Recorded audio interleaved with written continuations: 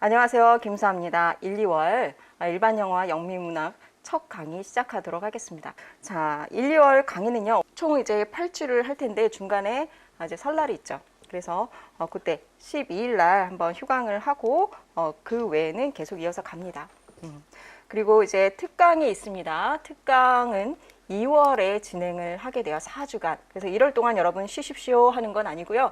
조금 점검하실 부분, 1월 동안 무엇을 하시면 이제 좋을지 이제 뒤에서 이제 말씀을 드리도록 할게요.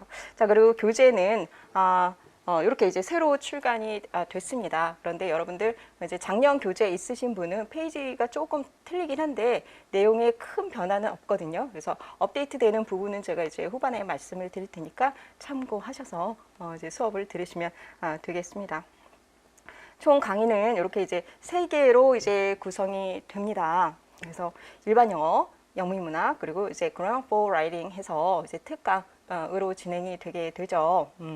그래서 일반 영어는 요번 1, 2월 동안에는 이제 독해에 중점을 둔 것을 하게 되고요. 이제 문학은 시에 대해서 이제 하게 됩니다. 자세한 건 또 뒤에 말씀을 드릴 거고, 자, Grammar for Writing 요거는 이제 2월 들어가서 할 거니까 조금 더 이제 설명을 드린다고 하면 3, 4월에 우리가 이제 쓰기를 갈 거거든요. 그래서 그때 좀 그 전에 기초를 잡기 위한 과정이다.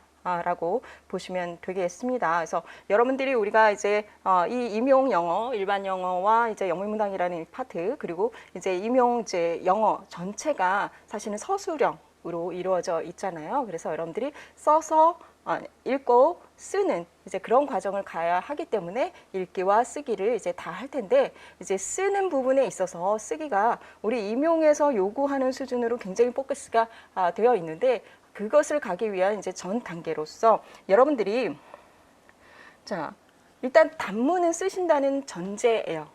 단문 정도는 이제 쓰신다는 전제이고, 만약 중문에서 복문으로 넘어가게 되면 이게 왜 필요하냐면 논리적인 흐름과 연결을 가진 글을 여러분들이 쓰셔야 합니다. 이제 서술형의 답안을 쓸 때에는. 그랬을 때 그 논리 흐름들을 이제 점검하는 이제 다량의 문제를 가지고 점검하는 이제 그러한 과정이라고 볼 수가 있어요. 그래서 정확하게 논리와 표현을 해서 정확하게 답을 쓸 수 있는 이제 그 전 단계의 연습을 이제 하게 됩니다. 그래서 이 과정이 그렇게 준비되어 있고요. 요거는 이제 교재는 제가 원서를 가지고 하는데 요거를 제가 이제 발췌해서 드려요. 드리고 그 먼저 그 문제를 드리고 풀어오시게 합니다. 그리고 과제를 먼저 한글로 드려요. 그러면 여러분들이 그 한글을 가지고 영어로 이제 바꿔보시는 거예요.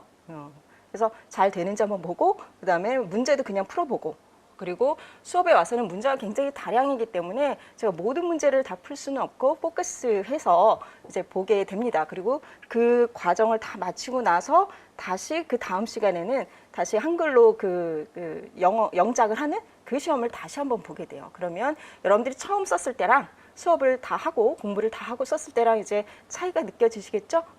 그런 식으로 이제 나가게 되고, 문장을 굉장히 그 논리 흐름들을 여러 관계를 이제 표현하는 문장들을 굉장히 많이 보게 되실 거예요. 그래서 저는 이제 외우시라고도 얘기를 합니다.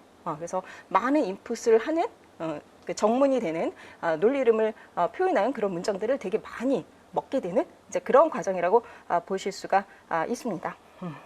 자, 그래서 만약 여러분들이 단문 정도 쓰는 거 나 점검하고 싶어, 그 실력을 점검하고 싶어라고 하면 그 전 단계로 할 수 있는 게 토익이나 이제 토플 같은 거 베이직한 라이팅 기초 있죠. 단문 쓰기, 이제 문법을 가지고 하는 문법의 이제 챕터들을 가지고 하는 그 부분을 여러분들이 보충을 1월에 하시면 좋습니다. 세부 강의 계획표 보면 이제 어떤 내용을 할지 지금 여러분 보이시죠? 그래서 절 중심으로 한다라는 거 이제 보시면 되겠고, 나중에 이제 2월 특강 가기 전주에 과제를 드리도록 하겠습니다.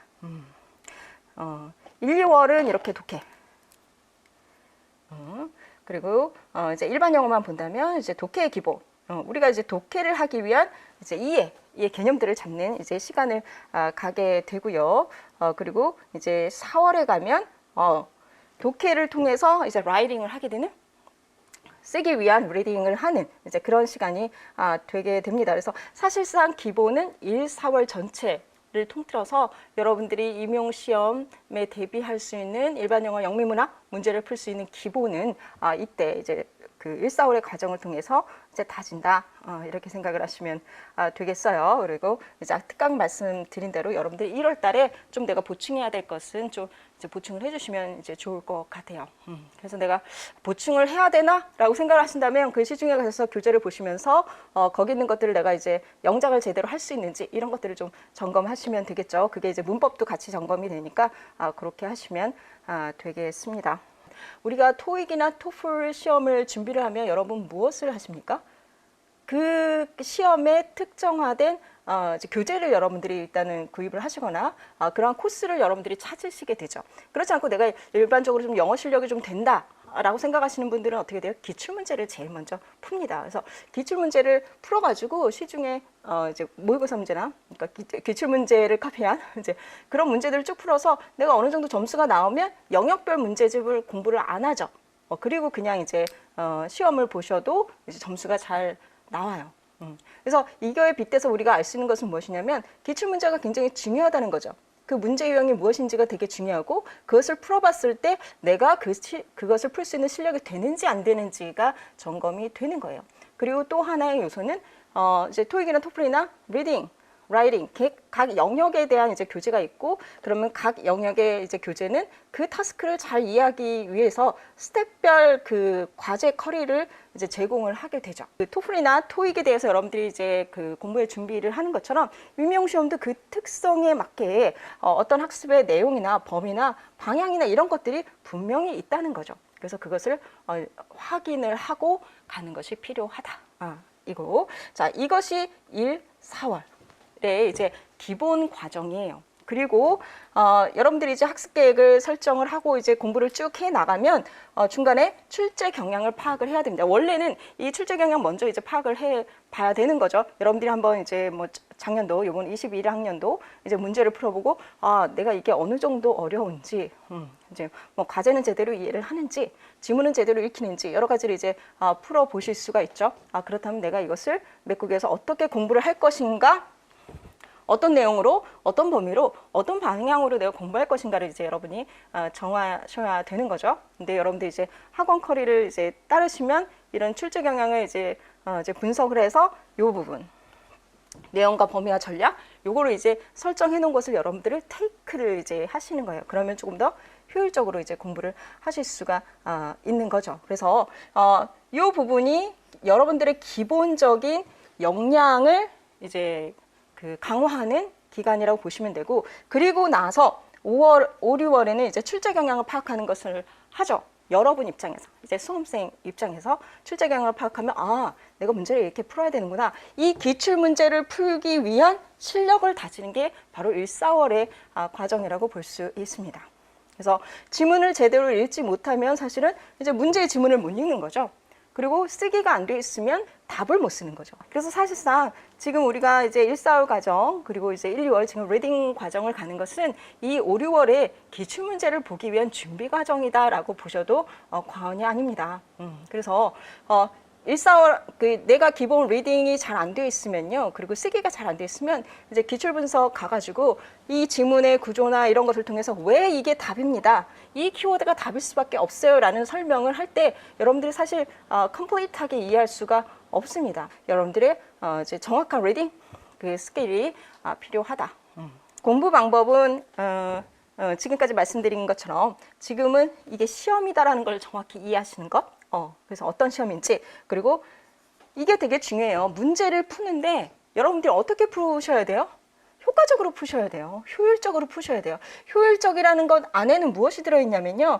시간이 들어있어요.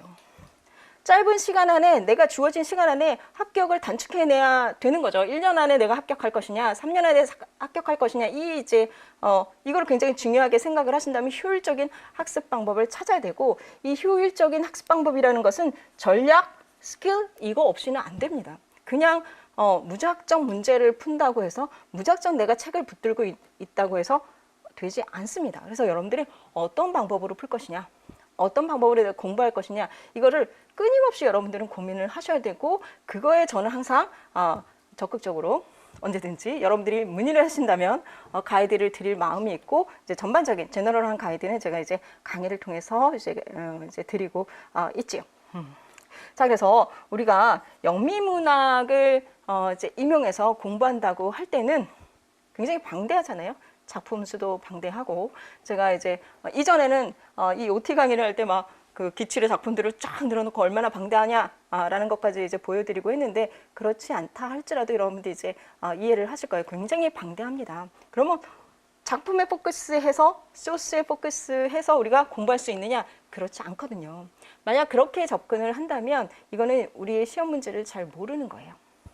그래서 제가 이제 그 기출 분석을 해봤을 때, 문학의 모든 문제에는 문학 개념을 묻고 있구나라는 것을 이제 분석을 한 거죠. 그러면 이 개념을 배우면 돼. 이 개념을, 작품은 달라질 수 있지만 이 개념을 그 작품에서 찾아서 이제 문제를 푸는지를 보는 겁니다. 그렇다고 하면 우리 이제 임용 대비 영미문학 학습은 무엇이 되어야 하냐면, 작품을 그 전략적으로 읽어야 되는 거예요. 포커스해서 읽는데, 어떤 포커스냐면 개념을 이해하기 위한 그런 공부가 되어야 하는 거죠. 그래서 그것을 하고 나면, 이 개념을 이해하고 나면 나중에 문제를 가지고 이 개념을 이렇게 문제에서 물었으니까 이렇게 풀자. 이렇게 이제 우리가 문학을 이제 그 문학 시험에는 대비를 할 수가 있습니다. 그냥 그렇지 않고서 문학을 많이 읽는다고 문제가 이제 풀리는 게 아니죠.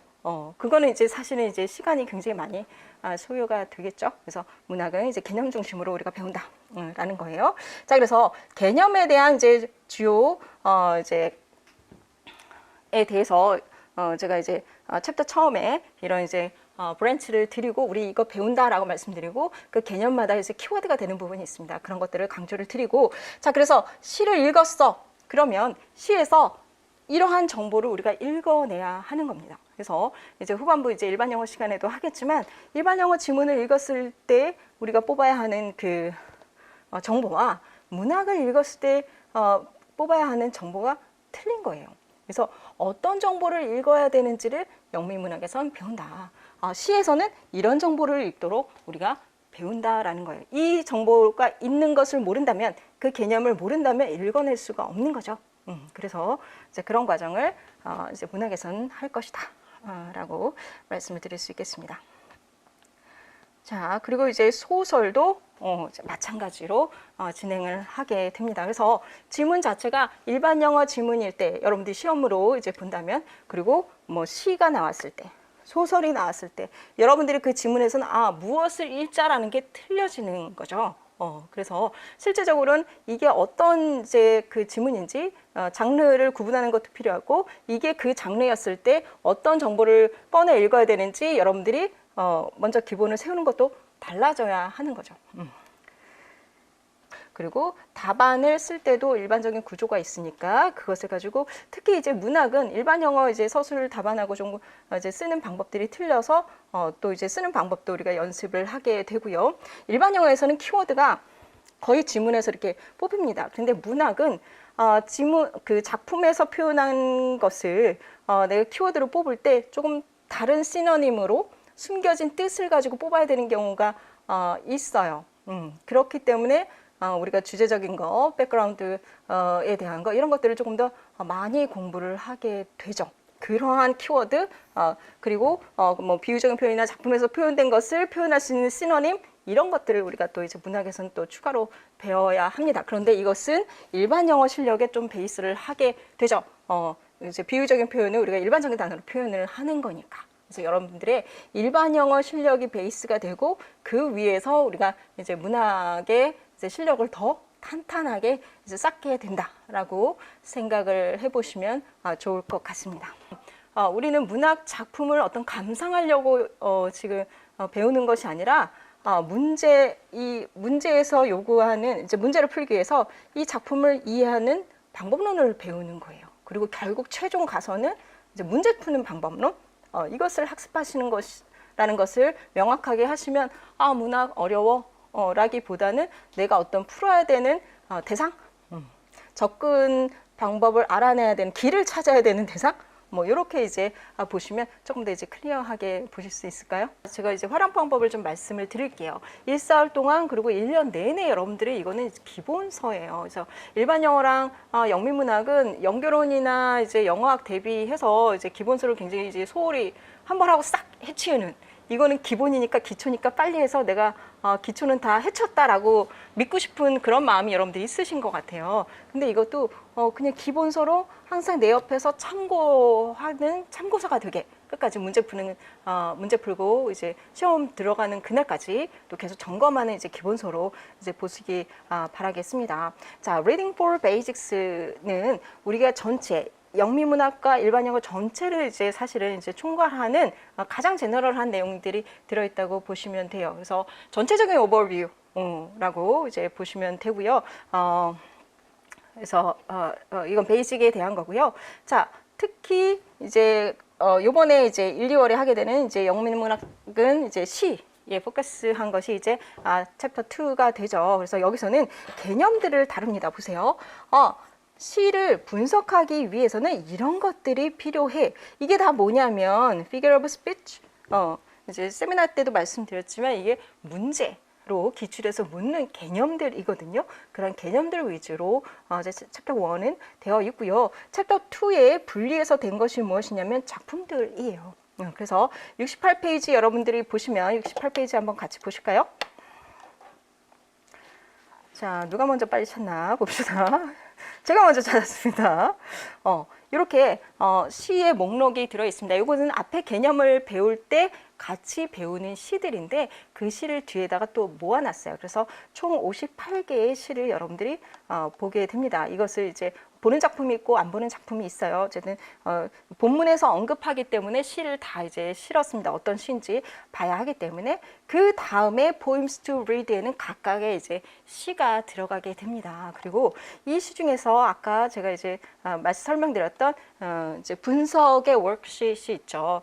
이게 들어있는 시는 거의 이제 수업에서 한다고 보시면 돼요. 그래서 수업에서 개념 설명하고 그 개념을 가지고 작품을 이제 보게 되고요. 그 개념이 어떻게 들어가 있는지 보기 위해서. 그리고 나서 결과적으로 이걸로 이제 정리를 하게 됩니다. 이 시 하나를 배우고 나면 이렇게 이제 정보가 이렇게 뽑아져. 이런 것들로 구성된 어디에 좀 더 초점을 맞춘 작품입니다. 라는 것을 여러분들께 보여드리게 되고, 나중에 우리가 이제 문제를 풀잖아요. 그 문제들은 뭐냐면 이것들 중에서 가장 이 시에서 핵심적인 것들을 가지고 문제를 이제 만들게 됩니다. 그것까지 이제 나중에 연결이 되실 거예요.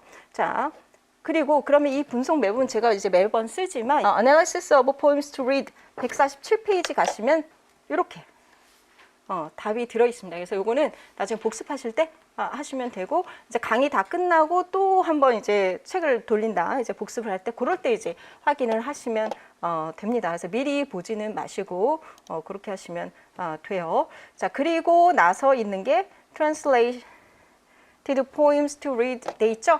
그래서 159페이지부터 번역이 들어 있습니다. 그래서 여러분들이 이제 제가 이제 나가지 않는 작품에 대해서는 이제 번역이 있으니까 이제 내가 따로 보고 싶다라고 하면 그거를 이제 보시면 되고요. 아니면 여러분들이 조금 쉬고 싶다 이럴 때 이제 한글 번역만 이렇게 쭉 보시면서 아주 뭐 문학적으로 써 있지는 않지만 번역이니까 이제 이제 참고를 하시면 좋을 것 같아요. 나중에 이제 3설의 소설하고 드라마 있는 교재도 마찬가지예요. 번역이 있으니까 그냥 쉬고 싶다 할 땐 그냥 번역본을 쭉 읽으면서 내용을 좀 이해하는 이제 그런 식으로 좀 활용을 하셔도 좋습니다. 자, 그렇게 진행을 해서 이 부분은 무엇이냐면 지금 챕터 2의 내용은 우리가 강의에서 다룰 이제 내용이 돼요. 이제 기본 개념하고 작품입니다. 자, 그리고 이제 practice가 part 3에 있어요.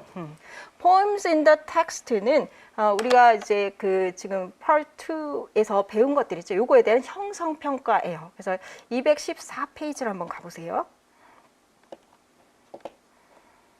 214페이지를 가시면 이렇게 formative 테스트 되어 있죠. 그래서 이 형성평가는 이렇게 개념, 우리가 배운 개념과 그 안에서 배웠던 작품을 가지고 문제를 만들어서 이제 기출하고는 조금 틀리지만 이제 그 전 단계에 이제 내용을 복습하는 그런 이제 형성평가라고 보시면 되고요. 그 다음에 poems in the exam, 그 다음에 있는 것은 기출에 있는 것을 모았습니다. 그래서 지금까지 14학년도부터 21학년도까지 8개년 있잖아요. 그래서 그것 동안에 이제 기입형 문제 먼저, 그 다음에 서술형이에요. 그래서 기입형 3문항, 서술형 5문항, 그래서 총 8문항이 들어 있어서 만약 초수이신 분은 문제가 어떻게 나오지? 이제 시를 좀 배우시다가 기입형은 이런 식으로 나오는구나, 서술형은 이런 식으로 나오는구나 한번 보시면 되고요.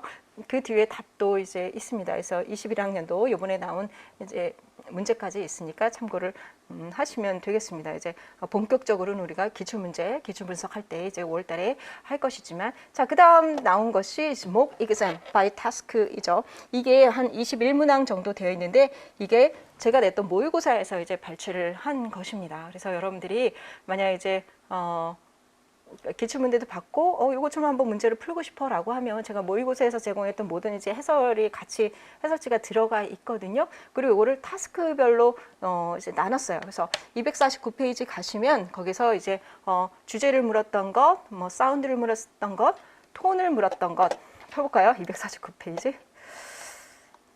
여러분들도 찾아보세요. 그래서 지금 이제 그 교재 활용 방법을 이제 말씀드리지 않으면 나중에 교재는 이제 강의 나간 것만 여러분들 보시더라고요. 근데 이 뒷부분도 제가 넣느냐고 심혈을 기울여서 넣기 때문에 활용하시기 바래요.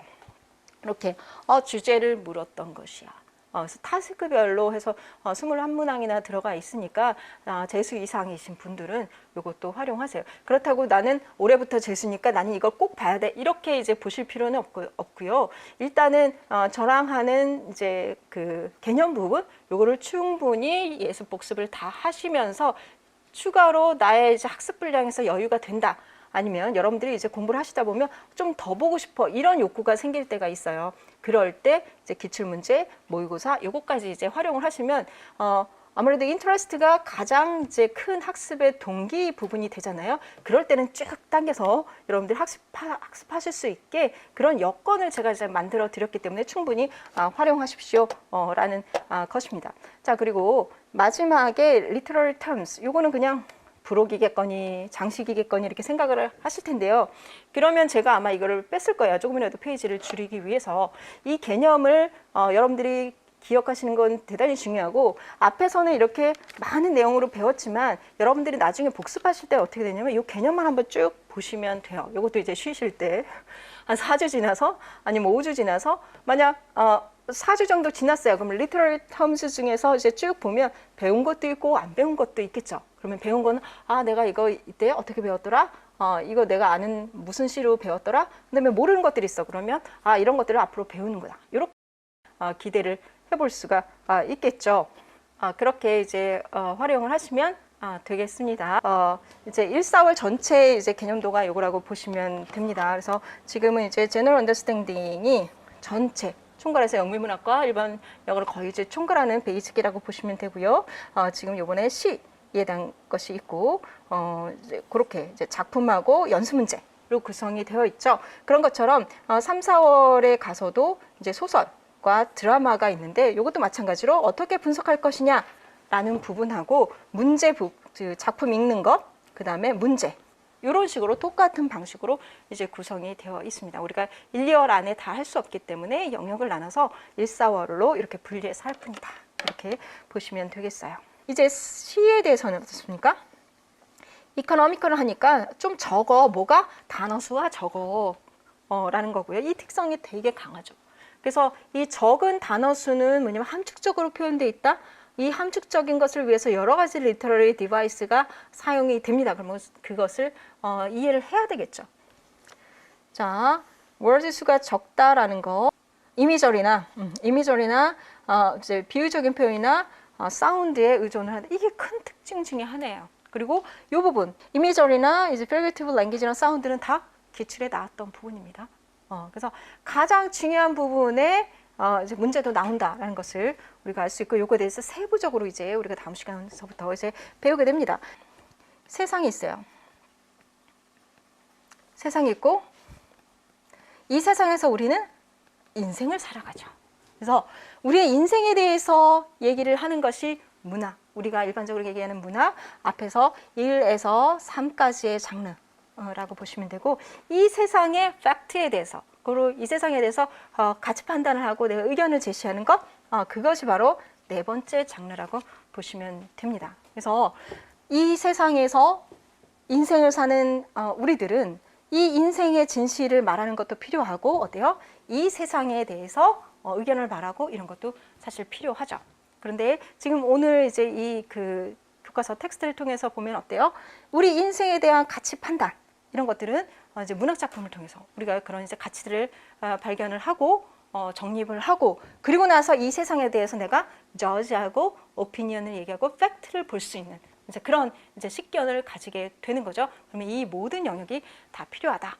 라고 볼 수 있습니다. 그러면 무엇이 더 어려울까요? 우리가 경험적으로도 마찬가지지만 이 영역이 굉장히 어려운 거예요. 가치를 세우는 것이 상당히 더 어렵고, 그 가치, 아이들의 가치를 세워주는 일에 여러분들은 이제 그 일을 여러분들의 이제 사명으로, 직업으로 이제 하시려고 이제 시험을 준비하시기 때문에 굉장히 어려운 일이고 굉장히 이제 가치 있는 일이 되겠죠. 그래서 항상 여러분들을 존경하고 사랑하고 여러분들하고 같이 공부하는 것을 굉장히 영광으로 생각을 하고, 저도 최선을 다해서 이제 올해 1년도 이제 같이 해보려고 합니다. 왜 리딩에서 라이팅으로 공부하느냐 조금 구체적으로 말씀을 드릴게요. 다 아시나요, 이제?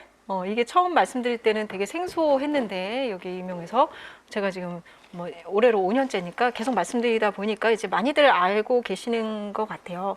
여러분들이 보는 시험이라는 것은, 이런 시험은 어떤 영어 시험도 사실 없습니다. 읽어서 그 읽은 거를 베이스를 가지고 서술을 해라 하는 시험은 없어요. 되게 유일하게 특이한 시험이기 때문에 오히려 여러분들이 이 특성, 요구하는 부분 굉장히 잘 하셔야 되고, 기존에 나왔던 문제들의 특성을 여러분들 많이 이제 분석을 해보셔야 되고, 그래도 어려요. 왜? 정형화되어 있지 않습니다. 매해 그 출제자에 따라서 틀려져요. 이것이 여러분들이 이제 그 일반화에서 얘기할 때 뭐라고 하면 운이 따라야 된다라고 또 이제 말씀을 하시거든요. 그리고 일반 영어도 이렇게 정형화되어 있지 않는데, 게다가 연결론이나 영어까지 그러합니다. 그리고 또한 난이도가 이게 매번 시험 때마다 틀려질 때마다 또 희비가 교차가 되게 돼 있는 거예요. 양 자체는 되게 방대한데 적은 분량의 시험 안에서 난이도가 어떻게 되느냐에 따라 내 상태와 이게 엇갈리게 되면 그걸 우리가 이제 운이라고 얘기를 하는 거죠. 똑같이 이제 굉장히 많은 분량을 열심히 이제 해야 되는 상황인데, 그리고 게다가 지금 이제 TO가 줄면서 굉장히 이제 상위 레벨에서 합격선이 이제 지워지고, 그리고 그 합격한 사람과 그렇지 않은 분들 사이에 격차가 굉장히 좁아요. 그렇기 때문에 이것은 무엇을 얘기를 해주냐면, 내가 그 당시 시험 상황에서 뭐가 조금 이제 잘 안 맞는다든지 하는 것들도 그 점수에 영향을, 당락에 영향을 줄 수 있다는 거죠. 이런 부분을 우리가 또 이제 운이라고 얘기를 하고요. 그런데 우리가 운에 맡기면 방법이 안 나와요. 공부를 할 수가 없어요. 운이 좋을지 나쁠지는 사실 우리가 알 수 없거든요. 그래서 우리가 컨트롤 할 수 있는 것으로 얘기하자면, 저는 아주 정확하게 공부를 해야 된다 라고 말씀을 드리고 싶어요. 정확성의 칼날을 아주 최대한 세밀하게 갈아야 하고, 그냥 대충 공부하는 거는 있어서는 안 된다. 무엇을 하든 정확히 알고 공부를 하자. 그리고 내가 뭔가 틀렸어도 왜 틀렸는지 알고, 맞췄어도 왜 맞았는지 알아야 된다 라고 생각을 합니다. 자, 그래서 그러면 정확히 틀린 것을 알고, 게다가 정확히 답이 무엇인지 알아야 된다면, 제가 이제 1교시 때 말씀드렸죠. 지금 1, 4월 과정은 5, 6월 때 기출 문제를 보기 위한, 기출을 분석할 수 있기 위한 기본 역량이에요. 그러면 기출의 지문을 봤을 때 왜 이게 답이지? 읽었을 때 왜 답이 되어 있는지를 정확하게 여러분들이 설명하실 수 있으려면 정확하게 이제 독해의 기본을 가져가야 되고, 이것에 이제 초점을 맞춰서 읽기 전략을 아주 정확하게 읽는 방법을 연습을 하게 됩니다. 자, 그랬을 때 읽기에서는 이제 과제가 General Understanding이나 디테일이에요. 뒤에서 조금 더 자세히 설명을 할게요. 그러면 과제가 이거야? 그러면 얘를 정확히 읽으려면 어떻게 해야 돼? 이것을 정확히 읽는다는 것은 무엇이야? 라는 것을 우리가 정의할 필요가 있겠죠. 그런 부분에 포커스 맞춰서 하게 되고요. 우리가 써야 하는 것은 무엇이냐라고 봤더니 읽은 거를 가지고 써야 돼. 그런데 그 과제는 보니까 그 앞에서 얘기했던 제너럴 언더스탠딩에 대한 이제 단어 쓰기라든지 아니면 디테일에 대한 서술이라는 거죠. 근데 디테일에 대한 서술은 뭐냐면 지문에서 갖다 써야 되기 때문에 패러프레이징을 하게 하더라. 그리고 지문에 있는 것을 한 패러그래프를 서머라이즈를 하게 되더라. 그러면 우리 이것만 연습하자가 됩니다. 자, 그리고 읽은 거에서 결과물이 키워드로 나와야 한다 그랬죠? 그거를 가지고 패러프레이징을 하고 그 키워드를 가지고 서머라이징을 하는 거거든요.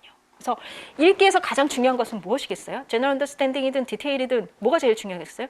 키워드예요. 여기서 핵심적인 단어들이 무엇이냐라는 것, 그것이 논리 흐름을 타고 가는데 이것을 정확히 우리가 알아야 패러프레이징도 하고 서머라이징을 해서 답을 쓴다는 것입니다. 그래야지 점수가 나오고 합격을 할 수 있다라는 거죠. 그래서 정확하게 그거에 포커스해서 그 구성된 것이 145의 기본 학습이다. 라고 말씀드릴 수가 있겠고요. 그래서 내가 정확하게 그런 역량이 있어. 읽어서 키워드를 뽑아서 쓸 수 있는 방법을 내가 가지고 있어. 그게 프랙티스가 잘 돼 있어. 그러면 우리가 기출문제에 가서는 이게 답이구나. 이걸 이렇게 써야 되는 거를 우리가 알 수 있어. 뭐에 대해서? 특정 이제 기출 문제에서 요구하는 타스크에 대해서. 그러면 기출 문제는 이런 타스크를 요구했구나라는 것도 알아야 되겠죠. 그것을 이해하고 읽고 이런 것을 뽑아서 쓴다.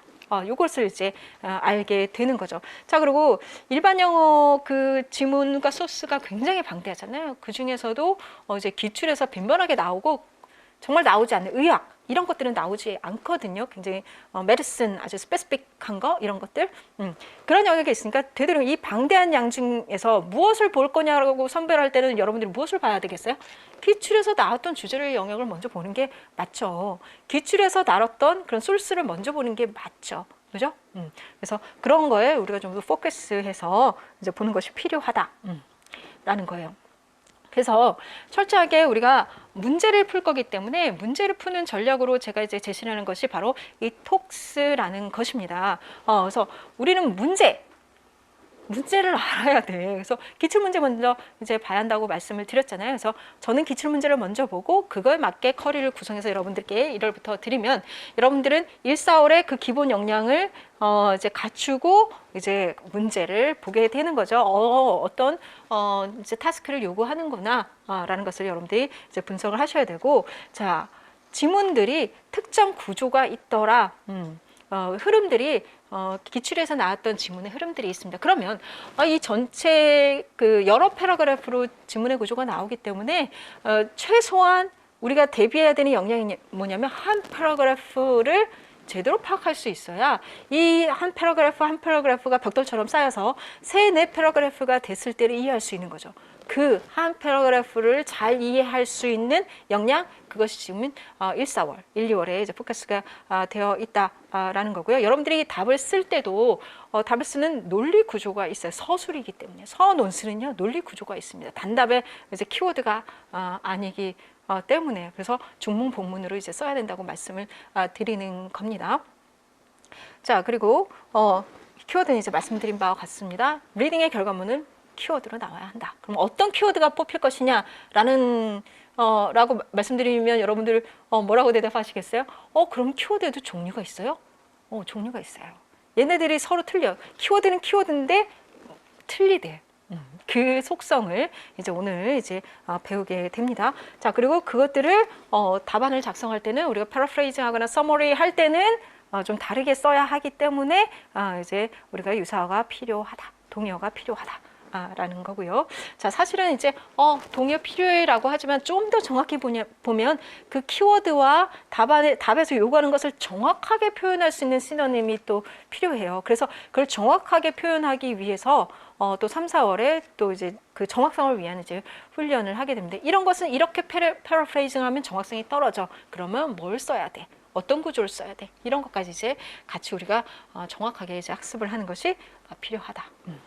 자, 그러면 타스크 타입을 한번 봅시다. 우리가 리딩의 과제는 뭐라고 했죠? 리딩에선 general understanding이나 디테일이에요.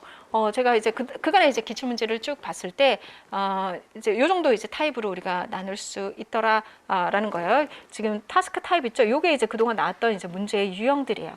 걔네들을 봤을 때 이것들을 분류를 해보니까 general understanding은 우리가 이제 일명 말하는 요지인 거죠. 이제 요지 문제는 이제 문장으로 쓰게 하는 것도 있었지만 요즘에는 단어를 쓰게 하죠.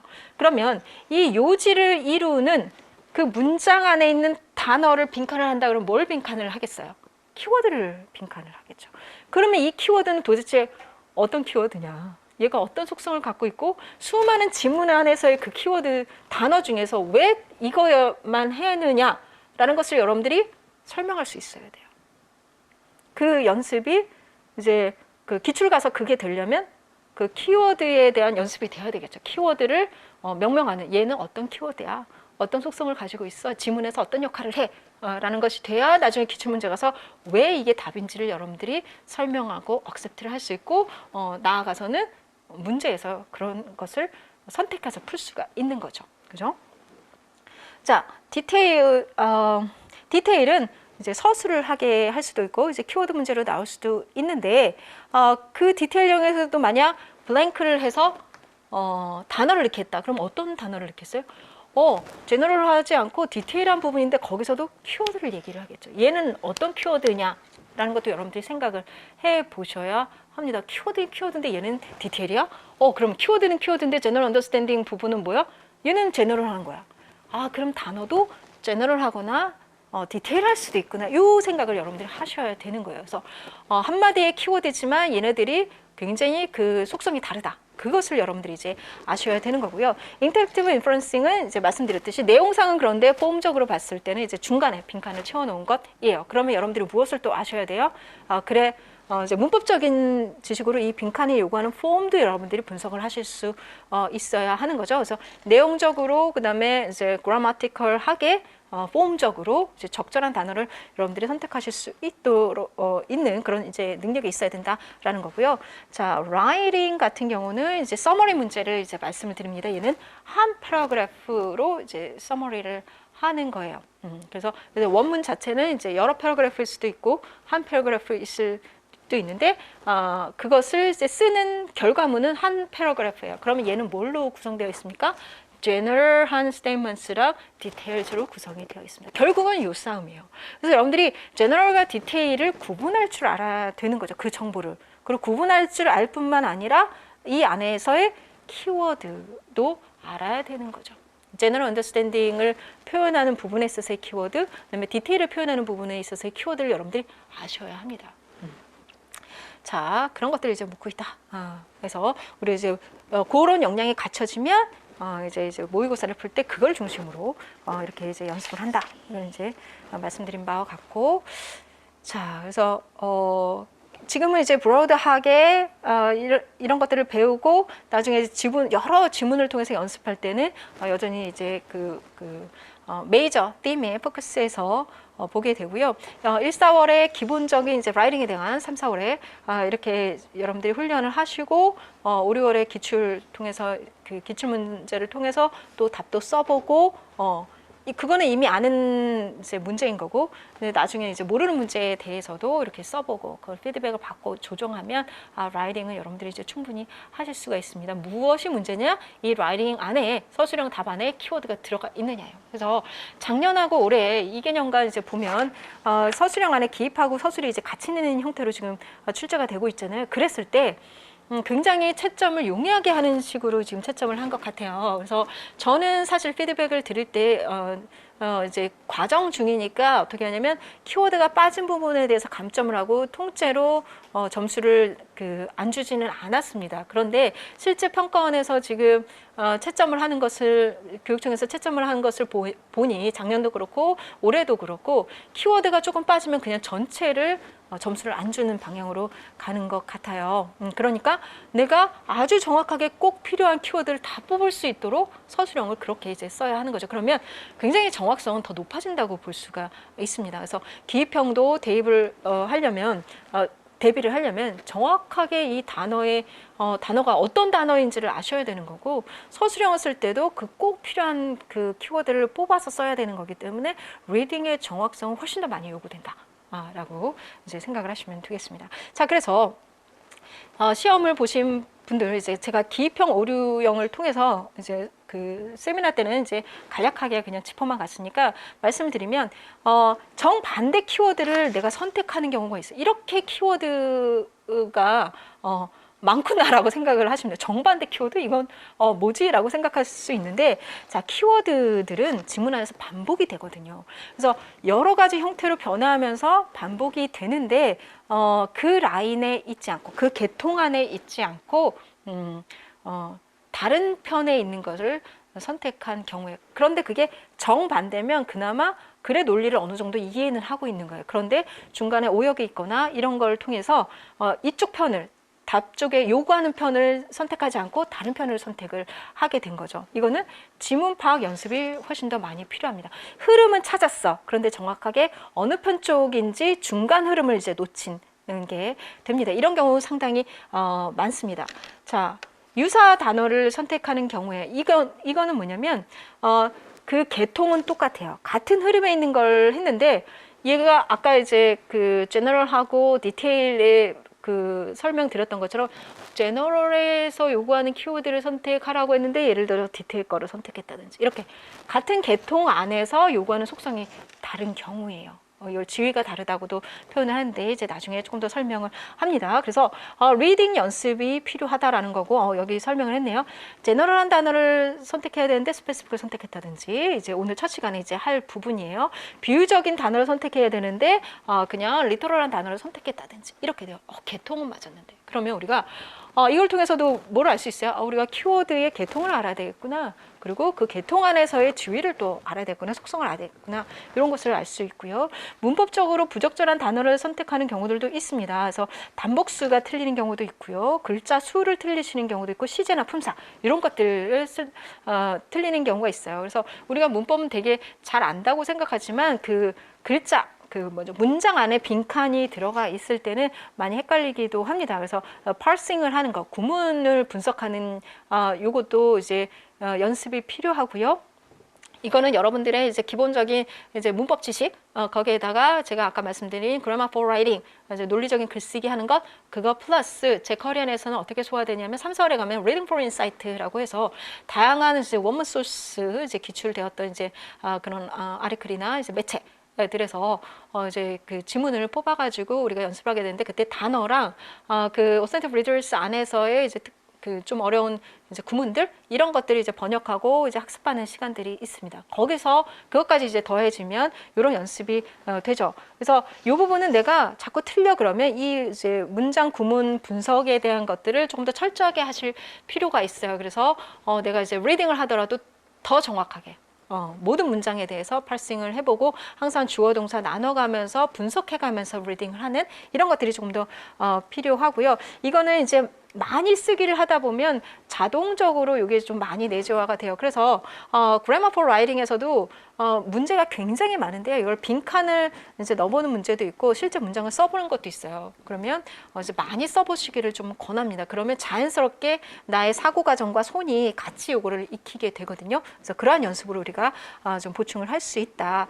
자, 글자 수를 오인하는 경우에는 이제 사실 디렉션을 이제 잘못 오인을 한 경우가 되겠죠. 그래서 그거에 맞춰서 우리가 봐야 하고요. 이 빈칸 안에 이 한 단어만 오면 되는데 여러 단어가 올 것 같아 해서 디렉션을 무시하고 그렇게 되는 경우도 있으니까, 이건 디렉션도 보고 문장 안에 그 내용도 이제 문장도 잘 보시고, 이건 이제 자꾸 이제 써보는 것들을 이제 연습을 하시는 게 보완이 됩니다. 그러나 가장 중요한 것은 뭐냐면 1번과 2번, 이게 가장 이제 오류가 많은 것이죠. 그리고 3번, 4번 같은 경우에는 아깝게 실수를 하는 거죠. 이건 내용적으로는 다 맞췄는데, 그리고 이런 게 이제 3번 같은 경우는 내용적으로 다 맞췄는데 이렇게 이제 틀리게 되는 경우이고요. 글자수 오인 같은 경우는 요거를 오인하게 되면 다른 답을 찾게 되죠. 내용상 다른 것으로 흘러갈 수 있으니까 이거는 이제 집중력을 발휘해서 과제를 잘 보셔야 하는 부분이 있습니다. 자, 서술형 오인은 보면요. 과제 자체 디렉션을 정확히 이해하지 못하면 사실 문제를 풀 수 없는 거잖아요. 이것을 위해서 기출 분석이 있고, 그리고 이제 디렉션들이 변화하면서 이제 매해 나오기도 합니다. 지금 이제 21년도 같은 경우는 거의 이제 스탠다드한형으로 이제 가긴 했는데 20년도 같은 경우는 좀 다른 디렉션이 나왔잖아요. 근데 디렉션 자체가 다르더라도 이거는 같은 과제다라는 것을 여러분들이 연습을 하시다 보면 아시게 돼요. 그렇다면 오인하지 않고 풀 수 있습니다. 과제를 오인하게 되면 전체 점수가 날아가니까. 자, 그리고 서술을 할 때는 어디까지 쓸 것인가? 이건 이제 키워드를 어디까지 맞춰서 쓸 것이냐. 이거 논리를 어디까지 채워서 쓸 것이냐 이것도 있어요. 그리고 한 영역을 이렇게 패러프레이즈해서 가져와야 되는 경우도 있거든요. 그러면 정보 영역이 어디까지인지를 확인해야 되고 그것을 정확하게 패러프레이징을 해야 되는 거죠. 그러면 어느 영역이냐를 찾는 것은 리딩의 능력입니다. 그리고 기출 그 과제 분석을 통해서 이거는 어느 부분을 쓰기를 원해. 어느 영역까지 서술해 주기를 원해, 어느 부분까지 충분히 설명해 주기를 원해, 이거를 이제 파악할 수가 있어요. 그래서 완전하게 컴플리트하게 이제 서술을 어디까지 해야 되는지 이것은 이제 리딩과 이제 기출 분석을 통해서 나오고 이 연습이 문제풀이로 굉장히 많이 되어져야 해요. 그렇지 않으면 그냥 하던 습관대로 이게 답일 것 같아 하고 말게 되거든요. 그래서 쭉 얼만큼 서술해 주라고 하는지를 아시고 그것이 내재화돼서 습관이 되도록 문제풀이까지 가야 서술 범위를 오인하지 않고 컴플리트하게 다 쓸 수 있다라는 거고요. 주요 내용 누락은 키워드를 누락시키는 거죠. 이런 경우 작년하고 올해는 어떻다고 말씀드렸죠? 아예 점수를 다 안 주고 안 줬다. 부분 점수 차감이 아니라 다 점수를 안 줬기 때문에 이제는 내용 누락 없이 정확하게 써야 한다. 범위도 정확하게, 키워드도 정확하게. 그러려면 지문을 정확하게 파악해서 키워드를 다 뽑아야 되겠죠. 그리고 그렇게 쓰는 컴플리트한 답안을 쓰는 연습을 굉장히 많이 해야 합니다. 이건 이제 라이팅 세미나 때 이제 리라이팅을 하면서 연습을 하시는 분하고 그렇지 않은 분하고 차이가 되게 많이 나요. 그래서 리라이팅을 통해서 컴플리트한 수준까지 가는 연습들이 이제 필요하고요. 오역은 이제 리딩에서 오겠죠. 오역을 하게 되면 부분적인 이제 오역은 문장 간의 논리 이제 관계를 오해하거나 구문 분석이 잘못됐을 때 가장 이제 그 작게는 구문 분석이 잘못되면 오역이 생기기도 하고 문장과 문장 간의 어떤 이제 논리 관계를 잘못 파악해서 반대로 오인하기도 하거든요. 결국 뭐 그리고 이제 전체 흐름을 잘못 파악한다든지 이럴 수 있으니까 이제 그런 경우에는 이제 이런 경우는 답이 안 나와. 그래서 억지로 맞춰서 이제 답을 쓴다든지 이렇게 이제 됩니다. 전체 흐름하고 뭐가 안 맞으니까 그렇게 이제 됩니다. 그럴 때는 이제 오역을 이제 의심해 볼 수가 있죠. 그래서 요거 어느 단계에서 이때는 오역이 나는지를 보시고 자기를 이제 처방을 해서 이제 보완을 하시는 것들이 이제 필요하죠. 자, 그리고 모의고사 외에도 이제 더 연습을 하고 싶다라고 하면 제가 프랙티스 문제를 낼 텐데 뭐 기입형 따로 아니면 이제 서술형 따로 이렇게 연습을 하실 수 있고요. 그리고 만약 내가 이제 저희 강의를 이제 작년에 들으신 분이라면 작년 문제가 있잖아요. 그러면 얘를 계속 복습하셔도 돼요. 그런데 여러분들이 모의고사를 볼 때는 한 세트씩, 홀 세트씩 이렇게 풀잖아요. 그런데 내가 이렇게 연습, 프랙티스를 할 때는 어떤 방법을 쓰시면 되냐면 내가 취약한 부분만 선별해서 보시면 돼요. 여러분들이 모의고사를 홀세트를 풀 때는 무슨 어디에 목표를 두고 하는 겁니까? 학습에 여러분들이 정확하게 원하는 이제 목표와 원하는 효과가 있으셔야 돼요. 그 효과가 이제 목표가 되겠죠. 내가 이 시험 상황에서 전체 영역을 잘 프로듀스해서 답을 쓸 수 있느냐 이거를 보려는 게 홀세트의 모의고사를 보는 거예요. 그게 이제 7월부터 연습이죠. 근데 지금 상반기에 여러분들이 연습을 하실 땐 뭐예요? 나의 취향 영역을 보겠다라는 거잖아요. 나의 취향 영역을 보완하겠다라는 거잖아요. 그랬을 때는 예를 들어서 뭐 디테일만 쭉 뽑아서 내가 문제를 풀어본다든지 기입형만 쭉 풀어본다든지 이렇게 할 수 있죠. 그렇게 하도록 한 게 이제 문제집이 될 것이고 문제집이 아니라 내가 이제 작년 모의고사가 있다라고 하면 그렇게 여러분들 뽑아보시면 돼요. 시만 쭉 풀어본다든지 시 기입형만 본다든지 이런 식으로요. 그래서 유형과 과제별로 나눠서 여러분들이 보시는 거를 practice라고 이제 말씀을 드립니다. 그래서 그런 practice용으로 이전의 모의고사 중에서 발췌해서 분류해서 이제 문제집이 이제 나올 예정이고요. 일반 영어도 역시 기본 개념이 상당히 중요합니다. 개념을 잡고 그래야 내가 왜 이게 답이고 왜 이게 답이 아닌지를 여러분들이 설명할 수 있어요. 아, 오늘은 감이 틀렸어. 오늘의 내 감은 안 맞았어. 내일의 내 감은 맞을 거야. 이렇게 우리가 대비할 수 있는 시험이 아니다. 라는 거예요. 자, 그리고 기출문제와 응용 문제까지 풀었고요. 특징적인 것은 무엇이냐면 이 교재는 문제와 개념으로 구성되어 있습니다. 개념을 주고 문제에서 확인하는 식이에요. 그래서 뒤쪽에 부록에는 문제만 풀었어요. 그러면 여러분들이 이거 이제 한 3회 독을 한다고 할 때 예습과 복습을 통해서 2회 독을 하시고 나중에는 문제만 뽑아놓은 걸 통해서 깨끗한 지문을 가지고 문제를 풀면서 개념을 확인하시는 거예요. 잘 안 풀리는 데가 있으면 다시 개념을 확인하시면 되겠죠.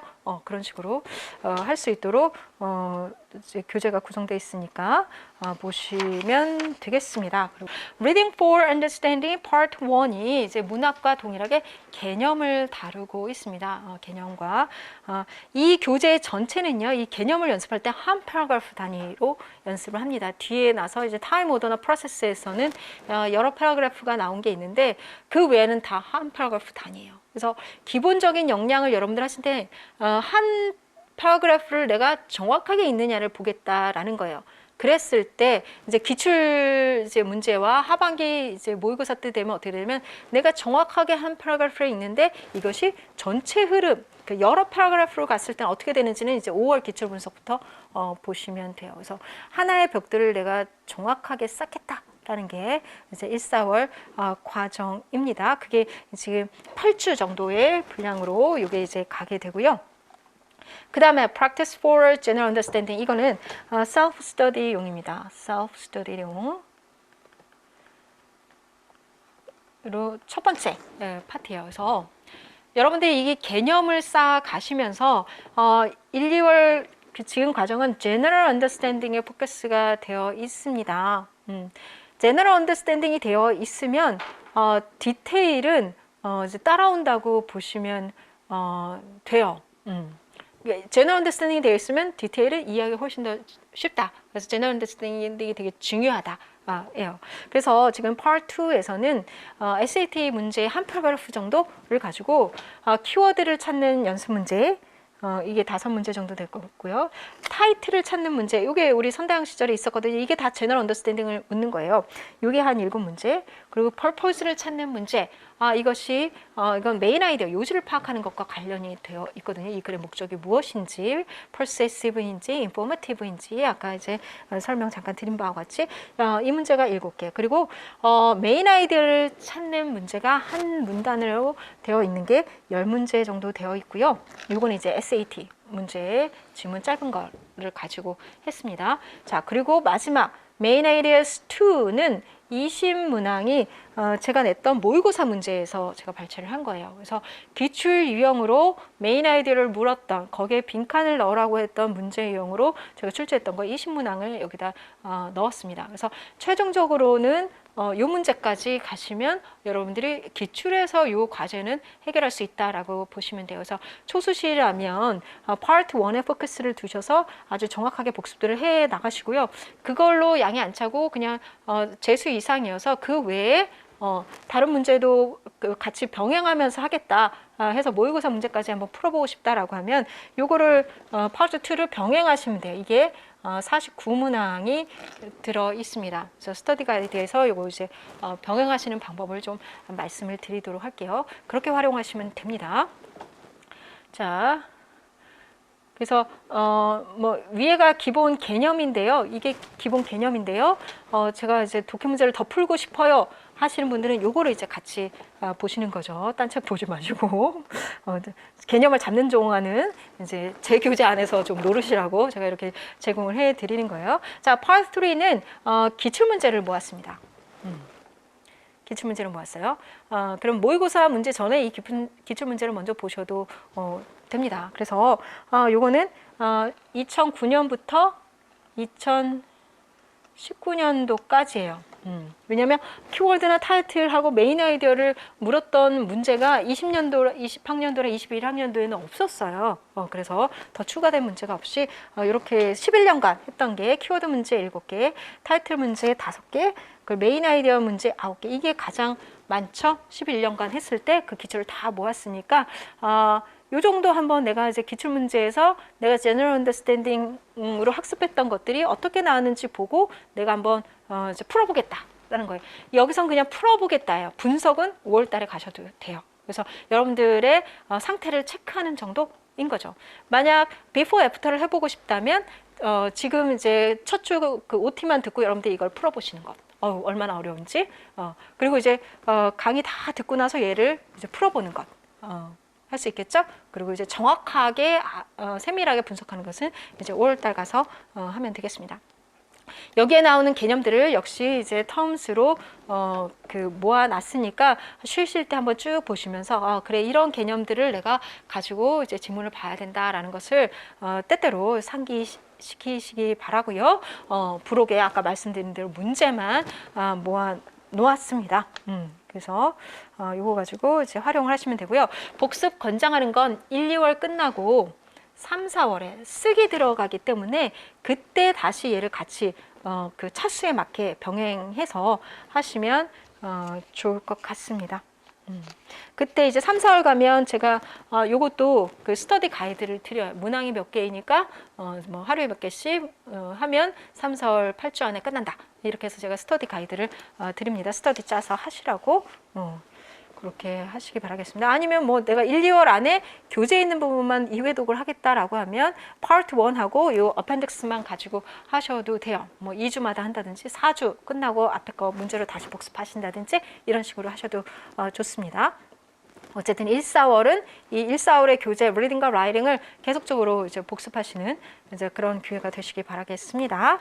우리가 배울 키 컨셉을 한번 개괄을 해보도록 하겠습니다. 자, 보세요. reading, 독해죠? 우리 최종, 지금 여러분들이 우리가 하는 것이 reading이야. 독해. 너무너무 중요해. 근데 여러분들 이 독해를 왜 하십니까? 지문을 왜 읽습니까? 이해하려고 읽는 거예요. 그러면 뭘 이해해야 되는 걸까요? 뭘 이해해야 될까요? 그거를 상위부터 우리가 한번 나눠보자고요. 단어를 이해해야 되는 건가? 해석을 해야 돼?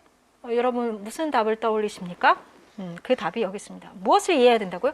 정보를 이해해야 합니다. 글자를 이해하는 거 아니고요. 문장을 이해하는 거 아니고요. 최상위 레벨은 뭐냐면 정보를 이해하는 거예요. 그래서 문학에서도 제가 이제 말씀을 드렸잖아요. 시를 하나 읽어? 그럼 그 안에서 어떤 정보를 읽어야 되는지라고 말씀드렸죠. 그것처럼 정보를 이해하기 위한 것이 바로 리딩의 목표다라고 보시면 돼요. 그러면 이 정보는 무엇을 통해서 구성이 될까? 무엇을 통해서 알 수 있을까라고 하면 피지컬하게 우리가 이제 알 수 있는 게 뭐냐면 단어로 구성이 되죠. 그죠? 단어로 이루어졌어요. 그 정보를 단어들이 담고 있습니다. 이 단어들은 sentences를 형성을 하게 됩니다. 단어 형태로 어떤 문장 형태로. 문장이 하나는 팩트를 전달을 할 수 있지만 문장이 두세 개 모이면 어떻게 돼요? 이 안에서도 또 논리 흐름을 가지고 논리를 전달을 해주죠. 그래서 아까 문학에서 비문학인 경우에 일반 영어 텍스트인 경우에 무엇이 있다고 했어요? Logic in reasoning이 있다고 했죠. 기억하십니까? 1교시니까 in reasoning. 이게 중요하다고 했죠. 이 로직이 단어에도 들어있고 sentences에도 들어있는 거죠. 그 다음에 이 센텐스가 모여서 무엇이 되냐면 패러그래프가 됩니다. 패러그래프가 됩니다.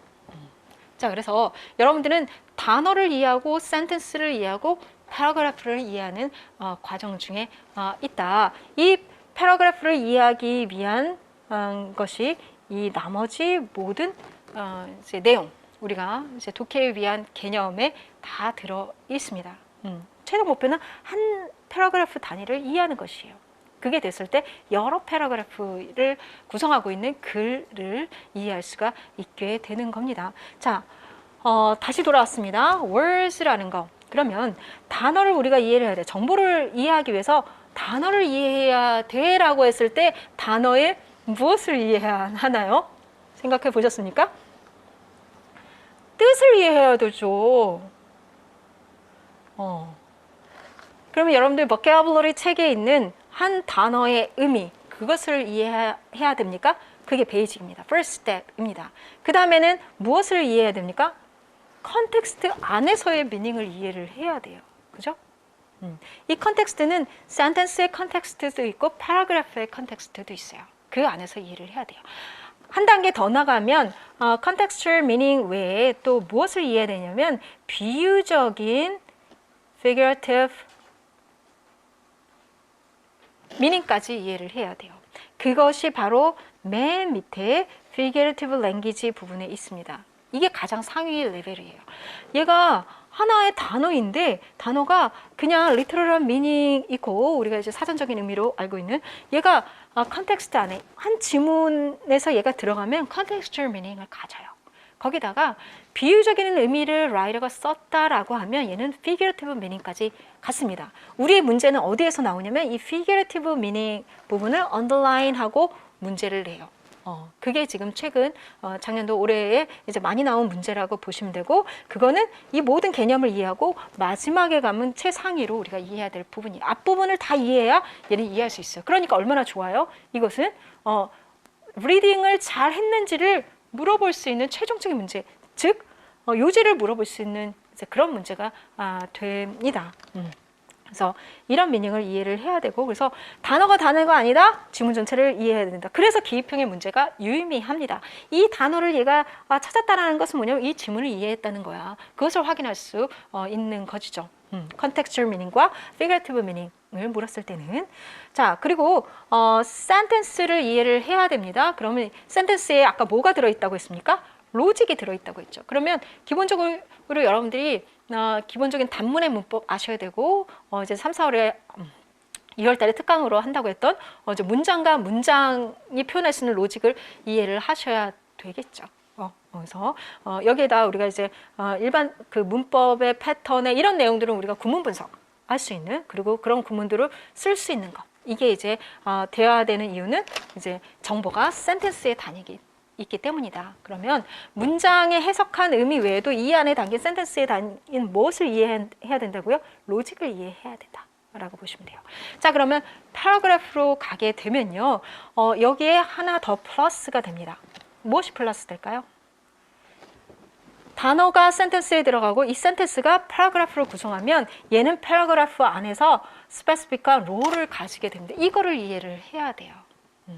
이 롤 때문에 이 단어의 지위가 틀려지고 이 센텐스의 지위가 틀려집니다. 그런데 우리가 센텐스를 물어보지 않고 단어를 물어본다면 이 지위에 맞는 센텐스에 들어갈 만한 단어를 넣어야 되는 거죠. 그래서 결국은 우리가 단어 하나를 고르지만 이 센텐스가 패러그래프 안에서 갖는 역할을 이해하는 것이 필요하다예요. 자, 다시 구체적으로 설명을 드리면요. 토픽 많이 들어보셨죠? 토픽은 하나의 word로 구성이 됩니다. 그런데 얘를 토픽이래. 뭘 얘기하는 거예요? 문단 안에서의 역할을 얘기하는 거예요. 한 문단 안에서 얘는 가장 제너럴하게 소재가 되는 거야. 이 토픽에 대해서 얘기하고 있어. 이 단원에 대해서 얘기하고 있어요. 그래서 만약 이거를 빈칸을 했다면 이 문단에서 가장 제너럴한 그것을 찾아라 라고 얘기를 한 게 되죠. 단어를 찾아라 했지만 패러그래프 안에서의 저 역할을 감당하는 그 단어를 찾았어. 그러니까 이 단어가 이 문단어에서 어떤 역할을 하는지를 아셔야 이 기입형을 여러분들이 맞출 수 있겠죠.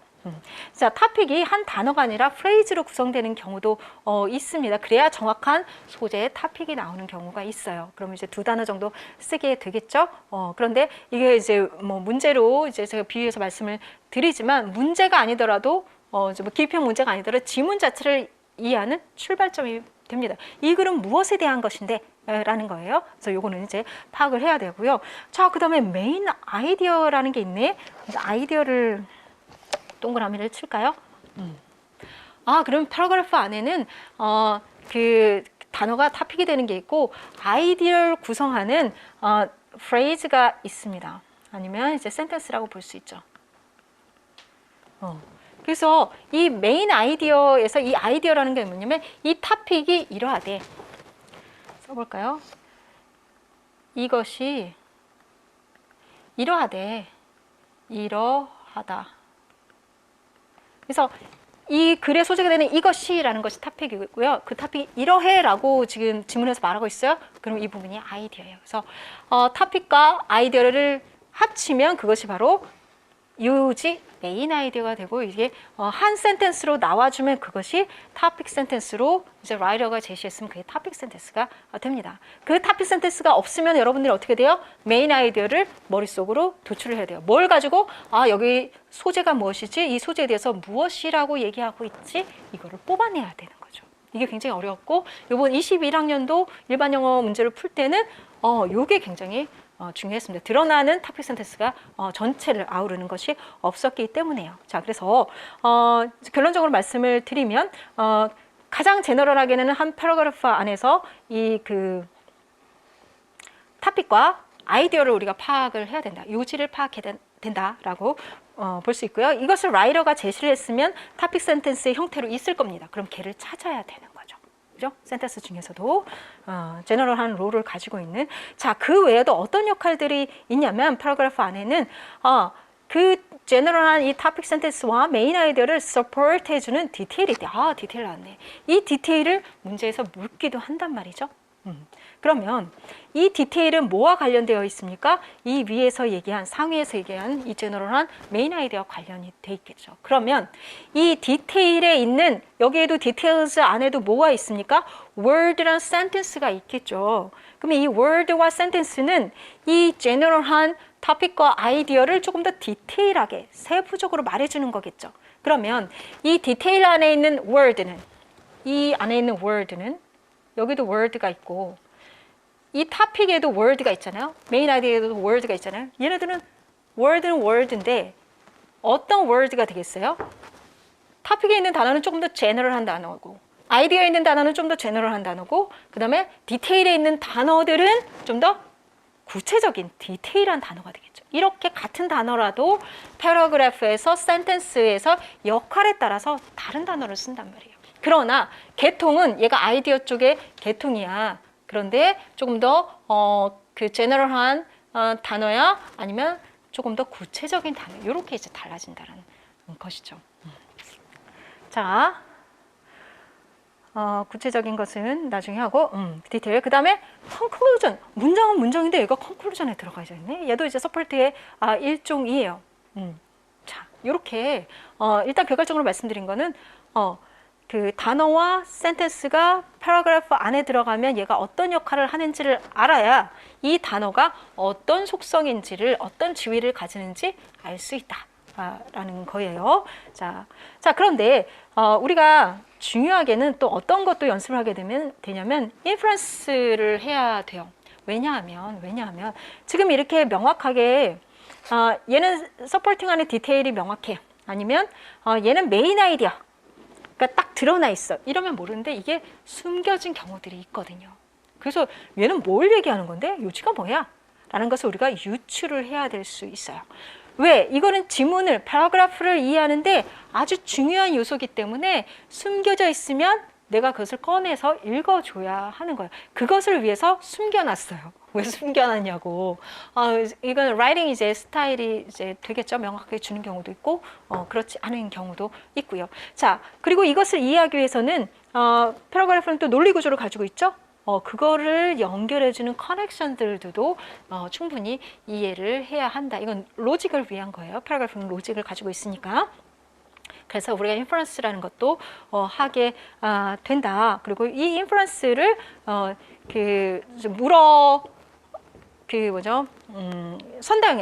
선대형이나 이제 기입형에서 이제 물어봤었고요.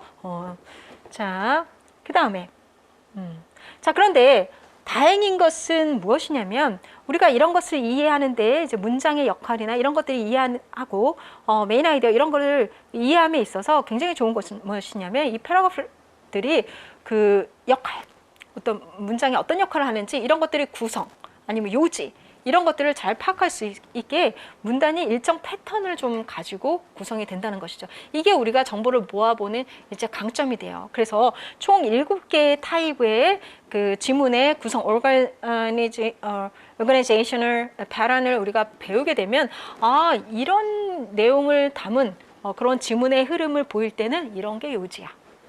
이런 디테일이 예견이 돼. 이런 결론으로 흘러. 이런 것들을 우리가 알고 나면 이러한 패러그래프 안에서의 문장들의 어떤 역할 이런 것들을 훨씬 더 잘 이해할 수가 있습니다. 그래서 요것들을 이제 다 배우게 되고요.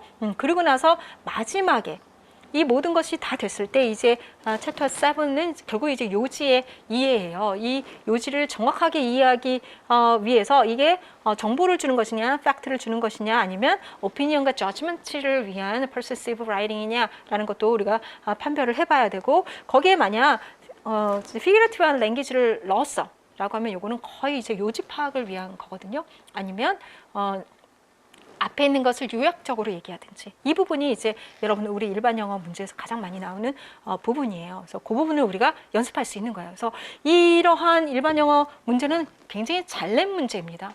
이 기본 그 리딩에 대한 기본기를 점검할 수 있는 문제거든요. 이게 돼야 이거를 알 수 있기 때문에, figurative language를 지문 안에서 이해할 수 있기 때문에, 이미 단어, 센텐스, 걔가 paragraph 안에서 갖는 역할, 지위, 이걸 다 이해했을 때 이 그 비유적인 의미를 이해할 수 있거든요. 그래서 이런 문제를 낸다. 그래서 톤과 아이러니 이런 부분도 이제 요지를 파악하는데 중요한 부분이다. 해서 이제 마지막 챕터에서 이것을 이제 배우게 되겠습니다. 자, 그러면 3교시 시작하도록 하겠습니다. 지금 앞에서 개괄 드린 것 중에서 첫 번째 understanding information, 그 중에 general과 specific 들어가도록 하겠습니다. 제가 모의고사 해설 강의를 하고 그때 이제 기입형 문제 풀고 이제 키워드 설명할 때 가장 많이 하는 말이 가장 빈번하게 나오는 단어가 general과 specific이 아닐까 합니다. 자, 그 중에서 이제 그러니까 기본적인 우리의 사고의 논리에 가장 기초를 이루는 것이 제너럴과 스페시픽이다. 그래서 논리 흐름은 제너럴에서 스페시픽으로 간다라고 보시면 돼요. 그러기 위해서는 정보를 그렇게 제공하기 위해서는 그 정보를 구성하는 제일 밑단위인 단어 자체가 제너럴과 스페시픽한 단어가 있겠죠. 자, 또 이제 엑서사이즈 하나 더 해볼까요? 어떤 게 더 제너럴하고 어떤 게 더 스페시픽하냐라고 했을 때 고르는 건 여러분들이 할 수 있죠. 근데 그 이유, 계통을 맞춰보는 거 한번 해볼까요? 자, when they are in a classroom. 굉장히 스페시픽한데? 그죠? 다르게 해석될 수가 없죠? 스페시픽일 가능성이 높다라는 거 알 수가 있어요. Many people are afraid to ask questions or disagree. 두 개의 이제 정보 영역으로 이루어져 있네요. Afraid to ask questions or disagree. 요구하기를 두려워한대요. 누구 앞에 있으면. 굉장히 구체적인 내용이죠. 자, 볼게요. Our behavior, 행동. 우리의 행동이라는 것은 굉장히 여러 가지로 해석될 수 있잖아요. 행동. 아까 1번에서 뭐가 있었나요? Ask a question 있었죠. 그럼 우리의 행동이 specific하게는 ask a question 이라는 거죠. is often affected by the presence of others. The presence of others. 어떻게 다른 사람들이 있는데, 그죠? 옆에 있는 거야, 멀리 있는 거야, 관중으로 있는 거야. 그거를 구체적으로 한 게 뭐예요? 교실에 있을 때가 되는 거죠. 그죠? 자, 그러면 요거는 affected, 영향을 받습니다. 그래서 영향을 받았다는 얘기는 뭐예요? 바뀌네, change가 되네. 바뀐 게 뭐예요? 어이구, 두려워해. 이 행동하기를 두려워해. 그게 바로 영향받은 것이 되죠. 영향받았다? 영향받은 게 뭔데? 두려워해. 그전에는 안 두려워했는데 이렇게 두려워해가 되겠죠. 그래서 이 각각의 정보에 대해서 분명히 1번 문장은 더 구체적으로 clarify 하고 있죠. 그래서 명확하게 다르게 해석되지 않는 그런 문장이기 때문에 1번 문장이 더 스페시픽하고 2번이 더 제너럴하자. 그래서 문장을 고르는 것에 더 나아가서 여러분은 정확하게 어느 것이 무엇을 더 클래리파이 하고 있는지, 정보가 어떤 계통으로 이어지고 있는지를 이제 편을 가르는 것. 지금 우리가 제너럴하고 스페시픽 문장들을 보고 있는데 그 안에서 우리가 계통을 찾고 있어요. 그래서 얘가 같은 내용을 이어가고 있는 건지를 통해서 제너럴에 대한 스페시픽이 맞는지를 보고 있어요. 이 연습을 통해서 여러분들은 이 내용의 그 스페시픽으로 전개됐을 때의 그 내용의 계통을, 라인을 지금 정확하게 픽업하실 수가 있습니다. 자, 이번에는 반대로 해볼게요. 반대로 해서 제너럴 그 스페시픽한 문장을 주고 얘네를 제너럴라이즈한 문장을 이제 고르는 것입니다. 자, 볼게요. specific sentence. 그러면 여러분들이 generalize 한다. 그러면 sum-up 하는 거죠. 이 구체적인 것을 sum-up 할 수 있는 것을 생각하시면서 보시는 게 좋습니다. 볼게요. 첫 번째 문제부터 조금 어렵긴 한데 1980년 이전에는 doctors들이 work alone 했대요. 그런데 but이 들어갔네요. contrast가 들어가네. 그죠? Today 이 컨트라스트는 무엇의 컨트라스트냐면 시기적인 컨트라스트가 있으면서 work alone 했는데 salaried employee가 됐대요. 그죠? 자, 그러면 여기서의 내용은 무엇이냐? 1번 닥터에 대한 거. 2번은 뭐에 대한 거예요? work에 대한 거예요. work가 어떻게 됐다고요? bus라는 기준점을 통해서 어떻게 된 거예요? 이전과 이유가 다르다요. change예요.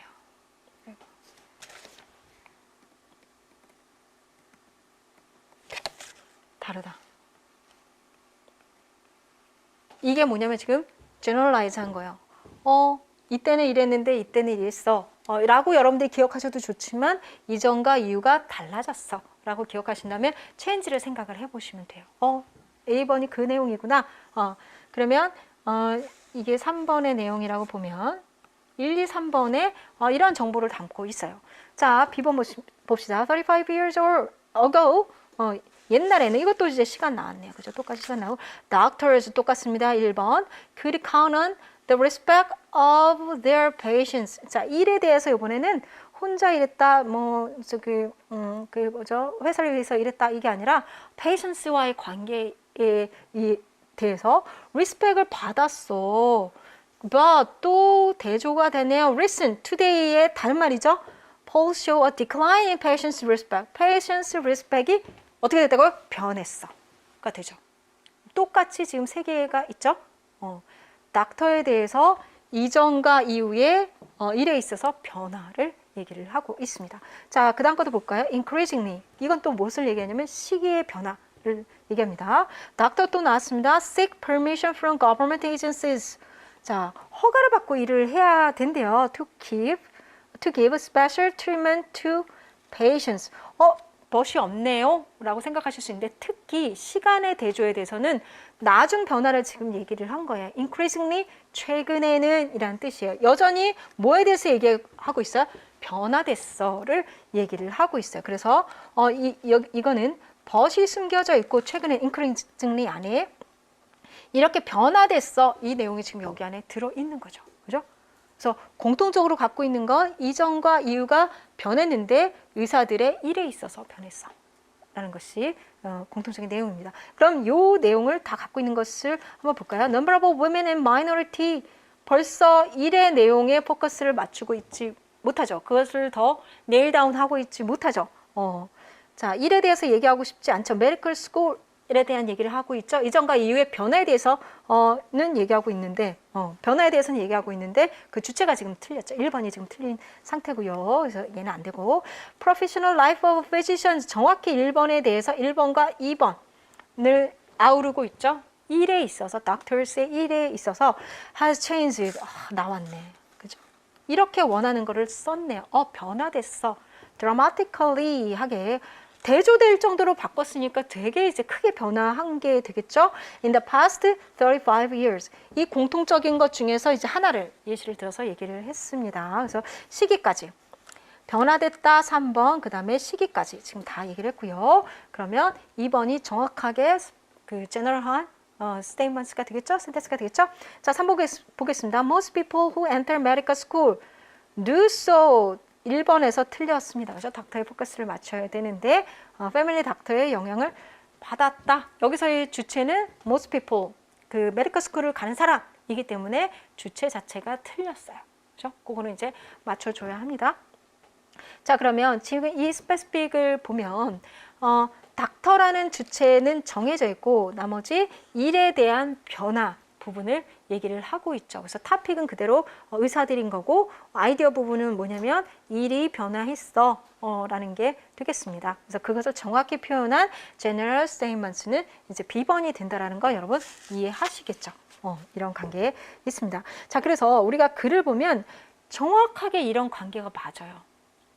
general sentence와 그 디테일한 스페시픽 센텐스 간의 이 관계가 맞기 때문에 이 안에서 쓰여진 단어들의 계통이 정확하게 맞아 들어갑니다. 그 중에 한 지점을 블랭크를 넣는다면 그 계통을 가지고 어느 계통인지를 맞춰서 여러분들이 블랭크를 채워야 되는 거죠. 그래서 다른 편을 선택했다고 했을 때는 이 키워드 라인의 계통을 다른 라인에 잡았다. 이렇게 이제 말씀을 드리는 거예요. 이렇게 딱딱 맞아가기 때문에.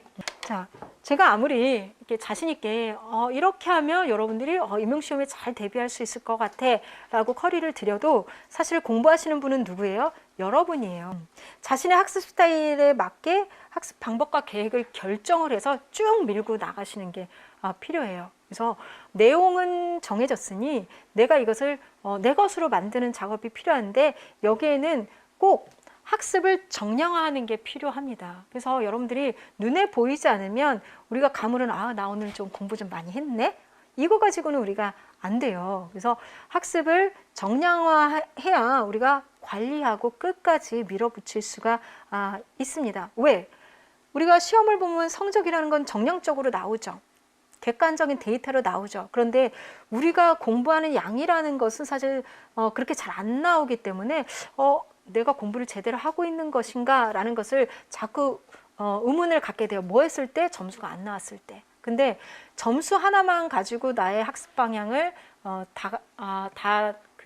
점검하기는 사실 어렵거든요. 그래서 학습 자체를 좀 정량화해서 관리할 필요가 있다. 학습 방향을 정할 필요가 있다 해서 이제 말씀을 드립니다. 제가 김수아 일방영어라고 말씀을 드리는데 제가 드리는 이제 가이드나 커리는 일방적으로 여러분들께 드리죠. 그래서 이제 일방영어라고 이제 유튜브 채널도 김수아 일방영어로 있습니다. 그래서 제가 드리는 가이드를 액셉트가 되시면 요거를 이제 활용을 하시고 응용이 필요하시면 응용을 하시고 하시면 되겠습니다. 리젝트는 말 안 하네, 그죠?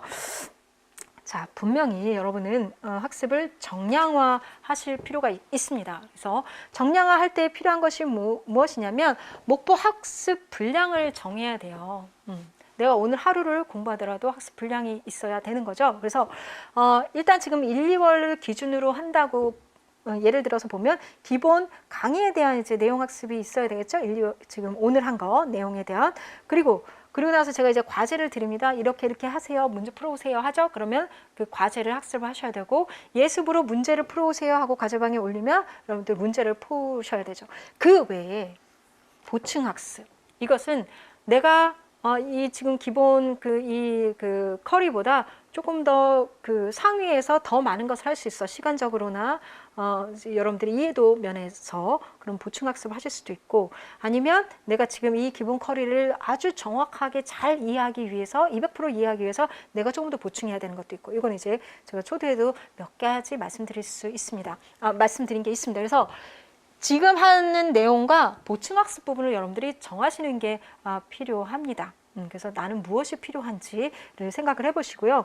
자, 학습 시간도 정해야 돼요. 내가 그러면 과제 학습까지 할 거야. 그러면 내가 이거를 어느 시간 안에 할지를 사실 정해야 되고요. 내가 보충 학습이 필요해도 사실 시간이 안 나오면 못 할 수 있거든요. 그러면 우선순위를 어디에 둬야 돼요?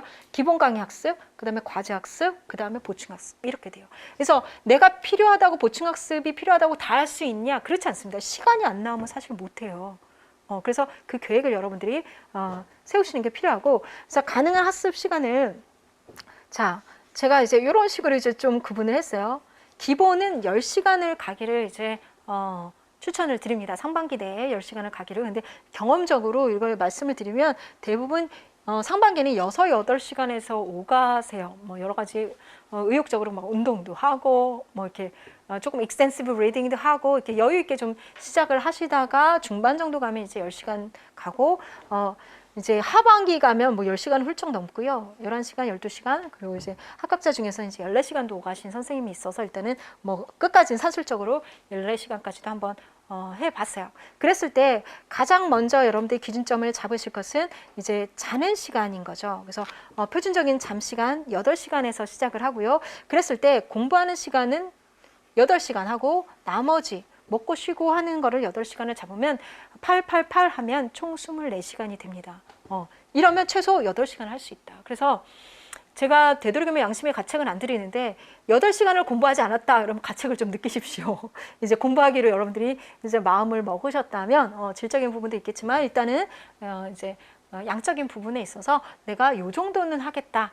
뭐 특별한 사유가 있어서 요게 이제 조정되면 모를까 요거를 좀 이제 시작점으로 수험생이니까 삼으셨으면 좋겠다라고 하는 거고요. 먹고 놀고 하는 것 중에 이제 뭐 통학하는 시간 이런 것들도 이제 같이 이제 포함이 되겠죠. 그게 이제 멀다면 이제 다른 시간을 좀 조정을 해야 되겠고요. 다른 시간을 조정한다면 무슨 시간을 조정해야 됩니까? 일단은 자는 시간을 줄이는 게 이제 먼저가 되겠죠. 공부하는 시간을 사수하기 위해서는. 그래서 만약 자는 시간을 1시간을 줄인다라고 하면 공부 시간을 1시간을 늘릴 수가 있습니다. 그 방법이 있고요. 내가 먹고 쉬고 하는 시간을 또 한 번 줄인다라고 하면 2시간이 늘겠죠. 이 정도 돼야 10시간 정도 들어가겠다라는 거예요. 자, 그리고 이제 중급으로 가게 되면 마찬가지입니다. 자는 시간과 이제 노는 시간을 이렇게 줄여보는 거예요. 그래서 여러분의 그 생활 패턴을 가지고 요 영역을 이렇게 나눠서 한번 줄여보세요. 그러니까 조정을 한번 해보시기 바랍니다. 그래서 일단은 순 공부할 수 있는 시간이 나와야 거기다가 내용들을 넣을 거 아니에요? 시간대를 넣을 것이고, 그래서 이런 것들이 이제 필요하고요. 자, 이렇게 학습 시간을 선정을 하고 나면 학습을 관리해야 됩니다. 내가 이 총 그 가용한 시간 안에서 어느 시간에 어떤 공부를 할 것인지 이 내용 공부 중에서 그것들을 이제 관리를 하고 내가 정말 그대로 했느냐, 이 공부 시간이 충분한가, 내가 자는 시간은 충분한가 라는 것을 평가도 해보시면서 계속 조정하시는 게 필요하고, 그것은 이제 여러분들이 스터디 플래너를 쓰시면서 관리를 하시는 수밖에 없어요. 기록이 없는데 이것을 뭐 관리하고 평가할 방법은 사실 없거든요.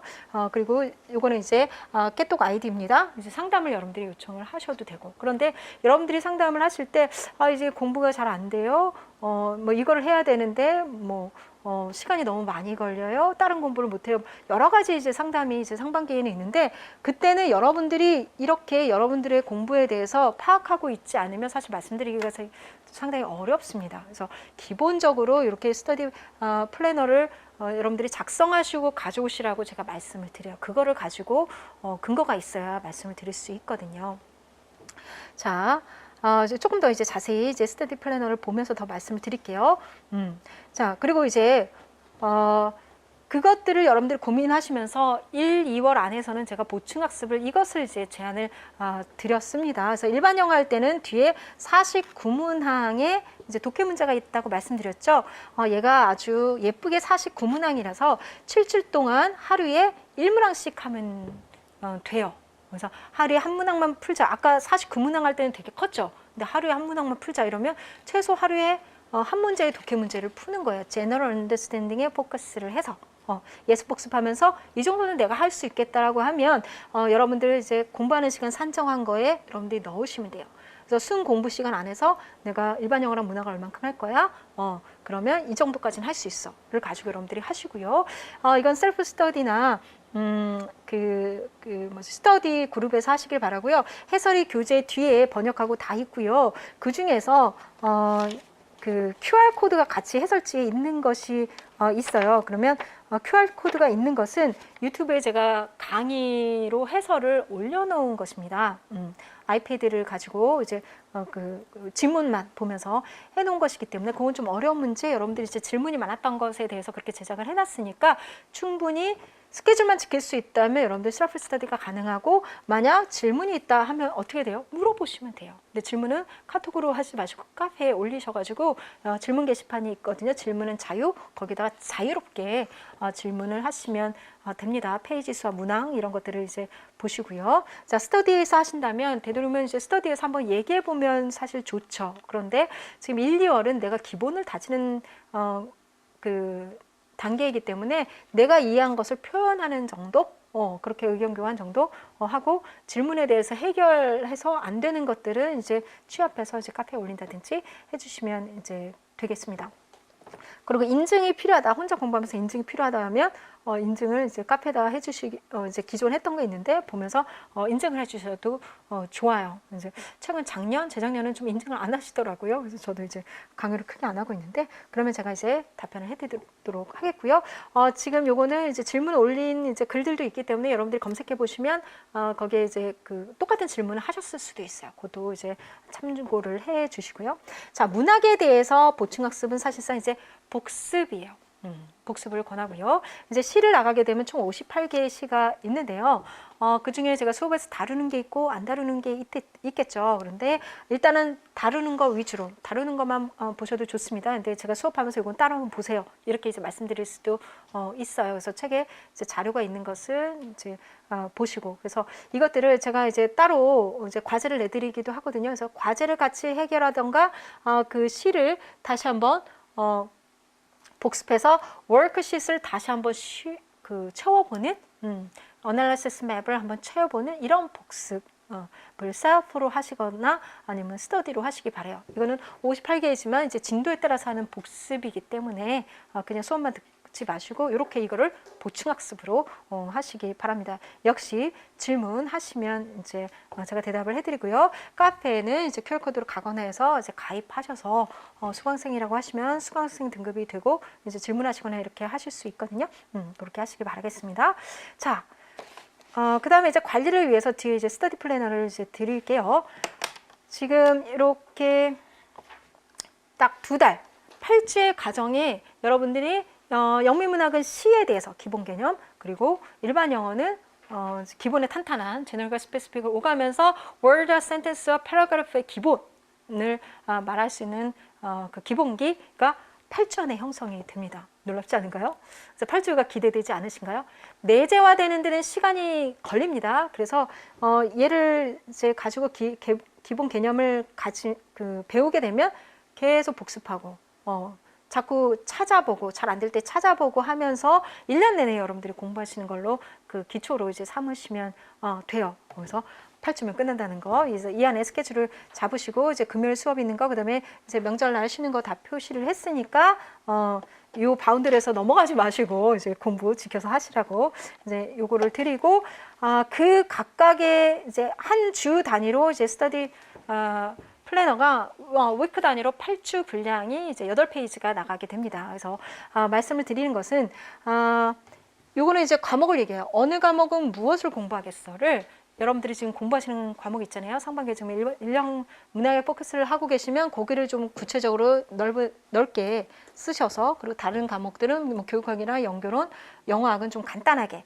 표시를 하셔서 공부해야 될 것을 일주일 동안에 이제 목표 분량을 좀 정하시고, 이거는 목표이기도 하고 여러분들이 공부한 로그이기도 합니다. 이력이기도 해요. 그래서 다음 주가 됐을 때 그 전 주에 내가 뭘 했는지, 한 달이 지났을 때 내가 그 한 달 동안 무엇을 했는지, 8주가 지났을 때 그 1, 2월 2주 동안 무엇을 했는지 그 로깅을 남기게 되거든요. 그리고 더 중요한 것은 시간입니다. 그래서 이게 1시간 단위로 측정 되어 있고 여기 칸이 나눠져 있죠. 이게 30분 단위예요. 그래서 여러분들이 이제 이만큼 잤다 그러면 잔 시간 이렇게 표시를 하고요. 그 다음에 이때 만약 일반 영어를 2시간 했어. 그러면 이렇게 표시를 합니다. 색깔을 칠하고 형광펜으로 칠하고 거기가 1령.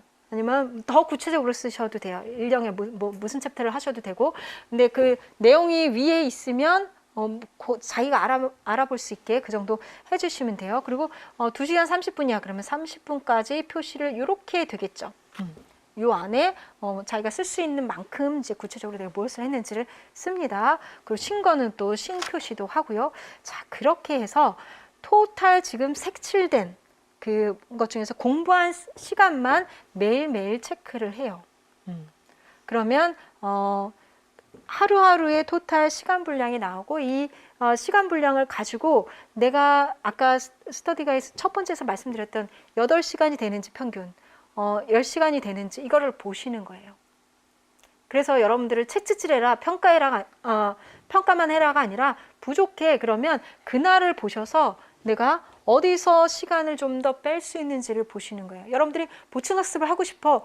그런데 나는 그 시간이 안 나오네. 그러면 이 여러분들이 체크해 놓은 시간을 통해서 내가 이 시간은 좀 빼도 되겠다. 이런 판단이 가능하셔서 요거를 해보시라고 말씀을 드립니다. 자, 그리고 과목별로 영역별로 내가 색깔을 달리해서 공부한 시간들을 이제 구분을 해놓게 되면요. 내가 이 과목을 훨씬 더 많이 하고 있거나 이 과목을 훨씬 더 적게 하고 있구나. 이것들이 나와요. 그래서 여러분들이 오셔가지고 이게 잘 안 돼요 라고 말씀하실 때 분명히 그러면 그 시간을 투여하는 게 적을 수 있어요. 그런 경우도 있고 아니면 뭐 재수 이상이신 경우에는 어느 영역이 되게 잘 돼 있으면 굳이 많은 시간을 안 해도 되는데 내가 이렇게 많이 투여하고 있을 수도 있거든요. 그런 것들을 계속 여러분들이 평가하시고 조정하셔서 어떻게 가장 효율적으로 시간을 쓰실 수 있도록, 그래서 가장 취약한 것에 가장 많은 시간을 투여할 수 있도록 하는 게 필요합니다. 그리고 내가 시간을 더 뽑으려고 하는데 보충학습을 더 해야 되는데 단어를 더 외워야 되는데 저는 이제 그 단어 책도 하나 보시기를 상반기는 좀 권하거든요. 그래서 교재에 나와 있는 단어도 다 외우지만 내가 이제 하나의 또 계통을 가지고 단어장을 하나 본다고 하면 단어 볼 시간이 없네? 그러면 뭐 통학하는 시간을 뺀다든지 아니면 뭐 운동하는 시간에 뭐 귀에 꽂고 듣는다든지 다른 시간을 좀 뺄 수가 있거든요. 이런 것들을 연구하는데 조정하는데 이거는 유용하다 해서 여러분들이 하시기 바라고, 요일별로도 봤을 때 강의, 요거는 이제 공부하는 시간은 강의 시간 포함입니다. 강의가 있는 날은 강의 시간 포함해서 그 이후에 뭐 통학하는 시간과 이런 것들을 다 표시를 해보면 나머지 시간에 내가 가용한 또 시간이 나오잖아요. 거기다가 복습과 보충학습을 이제 배치할 수 있으니까 조금 더 효율적으로 시간을 쓸 수 있는 이제 플랜을 할 수 있다. 그리고 주말에는 내가 무엇을 하겠다, 뭐 월화에는 이제 교육학을 뭘 하겠다, 이런 게 이제 가능합니다. 그래서 그것을 위해서 이것을 이제 하시고 이제 저한테 이제 상담을 하실 때는 이것을 가지고 이제 와 주시기를 바라겠습니다. 자, 이렇게 해서 오늘 스터디 가이드까지 다 말씀을 드렸습니다.